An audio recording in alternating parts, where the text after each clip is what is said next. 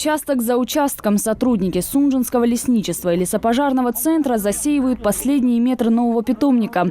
Это значимый вклад в развитие лесного фонда региона. Семена для будущих саженцев закупили в соседних регионах. Ведь первый питомник республики закрыли еще в 2017-м.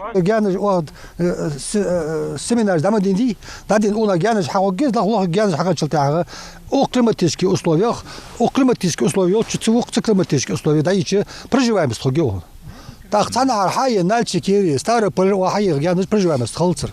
Семена засеяны в 2 питомниках на территории Назрановского и Сунжинского лесничеств. Для этих целей выделены участки по 1 гектару. Изначально планировалось засеять семена 3 видов деревьев – ясень, красный дуб и лен.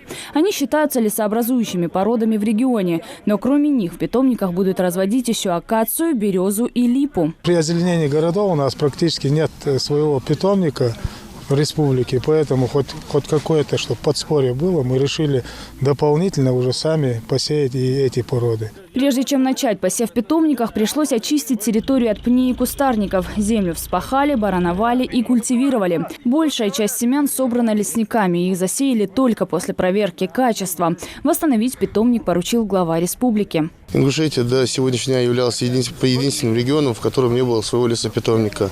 Эти 2 временных лесопитомника на площади 2 гектара.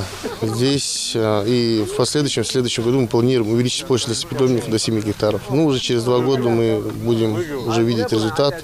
И надеемся, что при 50% выходе будет 75 тысяч сеянцев. Такая погода – самое благоприятное время для посева семян. Их сеют глубиной в 10 сантиметров, чтобы не склевали птицы. А территорию питомника еще нужно огородить забором. Далее Асканова, Адам Гулоев, Магомед Дидигов. Новости 24.